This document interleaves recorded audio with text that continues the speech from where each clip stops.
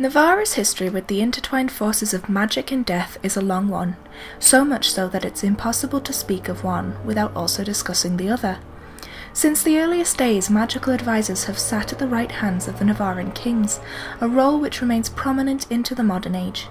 Indeed, Nevarra's history of magic remains incredibly rich, diverse and significant, from the controversial Nevarran Accords to the gilded dome of the Circle of Magi's leading body, the College of Enchanters, and the massive gardens and bathhouses of the Grand Necropolis, populated only by Mortalitazi mages and the dead. Much is shaped by these arcane forces, originally born of the cultural clash between Tevinter's magocracy and the chantry of Cordylus Dracon, culminating in a rich belief system with regards to magic, death, spirits, power, and politics that is uniquely Nevarran. To tackle this subject properly, we must begin with the introduction of the Mortalitazi, before the establishment of the chantry, and under the influence of the Tevinter Imperium. It was Caspar the Magnificent who first introduced the Mortalitazi to Nevarra, in the form of a Tevinter mage advisor called Vitus Fabria, the founder of their order. Vitus believed that upon a person's death their soul would enter the Fade, but in so doing it would displace a spirit, thus unwittingly forcing a spirit into the mortal plane. Vitus's belief system was not that these spirits should be used, but rather that they should be helped. It is important to know that by this time much of the world was Andrastian, including Tevinter, but especially Nevarra, and the belief that these spirits should be protected aligned entirely with the Andrastian teaching that spirits are the firstborn of the Maker. Everything else of the order stems from this belief. The Mortalitazi, in order to provide safe places for spirits to go upon their ejection from the Fade, mummified the bodies of the dead, interring them where spirits might come and go from the bodies as they chose. The Grand Necropolis, built just outside Nevarra city, is a city in and of itself, the headquarters of the Mortalitazi, and the great tombs of only the most important, honoured dead. Construction on these tombs begins when its future occupants are quite young, and so the city is continually growing. The tombs they build are elaborate things, with ballrooms, bathhouses, and tended gardens. Within, the Grand Necropolis even has its own chantry. To the Mortalitazi, the rituals they undertake are serious, intimate undertakings, imbued with significance and importance. They do not bind spirits into forms, but allow them to come and go as they please. It is the understanding of the Mortalitazi that it is unnatural for spirits to remain in the world for a long time, and that they can find a way to come and go so long as there are safe places, in this case bodies, for them to go when they do cross. Whether this is indeed the actual truth of the matter is an open question. Conversations with Cole in Inquisition suggest that the reality is a bit more complex. Cole will have his conversation with an Inquisitor about necromancy. Cole: "You're different. You pull at pieces. They push into place, demons but different but wrong. I don't like it." When pressed for more information, he will add, "No, not spirits, not demons. Pieces of them. Bits that could become. A fraction of a fragment of a figment, not enough to be, but the bits that could be, you break."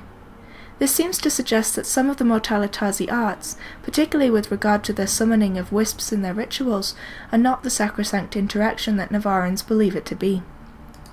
Regardless, within Nevarra, the Mortalitazi are seen as the gatekeepers of death, political advisors and surgeons of a sort, clad in grey robes and often boasting powerful and even noble bloodlines among their number. There is no question to anyone visiting that in Nevarra death and politics are intertwined. The current prelate, the leader of the Mortalitazi, is Vestulus Pentagast, uncle to Cassandra Pentagast. It was he who encouraged Cassandra to join the Seekers after the death of her brother, rather than the Templars, and arranged for her to be taken into their number by personally writing to the order to beseech them to accept her, stating her devotion to the chantry within the necropolis and her swordsmanship training with Anthony. Another high-ranking member, the trainer sent to the Inquisition, is Vius Anaxis, in relation to Duke Sandral Anaxis of Cumberland.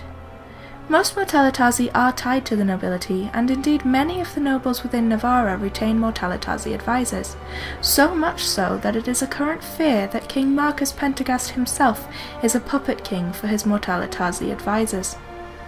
Indeed, in Nevarra, the Mortalitazi and most mages have more power than in any other chantry-controlled nation. by benefit of being better organised, wealthier, and possessing political sway through those noble ties. While they are well respected within Nevarra itself, Mortalitazi rarely journey beyond its borders, as many find their presence troubling, in violation of Draken's tenets against mages influencing rulers, and even engaging in blood magic, cornerstones of the Southern Chantry, and harking back to Andraste's oft-stated tenet that magic is to serve man, and never rule over him. The Mortalitazi in truth care little for these thoughts, and carry on with their duties as a sacred calling, following always the Mortalitazi motto, ever forward, ever deathward. But the Mortalitazi are not the only large magical influence within Nevarra, however. The Mortalitazi are also members of the Circle of Magi in Cumberland. Housed in the once palatial home of a duchess, with a golden dome and spires, the Cumberland Circle of Magi boasts the esteemed College of Enchanters, the collective governing body of the circles across Thedas, formed of each first enchanter. It is also the seat of the Grand Enchanter, whose official role is to lead the circle and to advise the Divine herself on matters. It was in Cumberland that the new Cumberland Chant of Light, including the dissonant verses, was commissioned by Divine Justinia V in 938 Dragon, and Cumberland itself wields significant influence ever since the founding of the circles. The circles were born of the controversial Nevarran Accords, signed in 120 Divine in the midst of the Second Blight. When Cordulus Draken won the Battle of Cumberland in 116 Divine, securing much of the free marches against the Darkspawn for a time, he negotiated a peace between the then renegade mage forces, the Chantry, and the Inquisition, forming the Circle of Magi, the Templar Order, and the Seekers of Truth, in order to bring the mages into the battle against Zazzikal. The system persisted until 940 Dragon, when the College of Enchanters voted for independence, followed closely by the defection of the Templar Order from the Chantry, and the Mage-Templar War began.